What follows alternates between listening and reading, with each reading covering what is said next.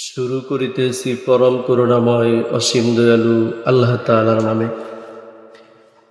আবু দাউদ শরীফের 5047 নম্বর হাদিসে এসেছে, হুজুর আকরাম সাল্লাল্লাহু আলাইহি ওয়াসাল্লাম একটি দোয়ার কথা বলেছেন। যে ব্যক্তি দোয়াটি সকালে 3 বার পাঠ করবে এবং সন্ধ্যায় 3 বার পাঠ করবে,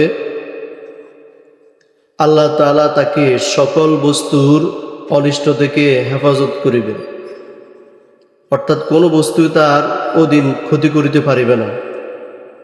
অন্য একটি হাদিসে এসেছে, হুজুর আকরাম সাল্লাল্লাহু আলাইহি ওয়াসাল্লাম ইরশাদ করেছেন, যে ব্যক্তি দোয়াটি সকালে 3 বার পাঠ করবে, সকাল থেকে নিয়ে সন্ধ্যা পর্যন্ত, আকস্মিক সে কোনো বিপদে পড়বে না। অর্থাৎ হঠাৎ করে কোনো বিপদ তাকে স্পর্শ করবে না। আর যে ব্যক্তি সন্ধ্যায় দোয়াটি পাঠ করবে, সন্ধ্যা থেকে নিয়ে সকাল পর্যন্ত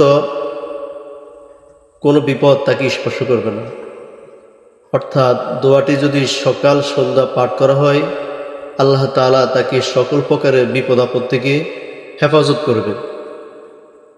দোয়াটি হলো, বিসমিল্লাহিল্লাযী লা ইয়াদুররু মা'a ইসমিহি শাইউন ফিল আরদি ওয়ালা ফিস সামাই ওয়া হুয়াস সামিউল আলিম। দোয়াটি আমি আবার পাঠ করতেছি।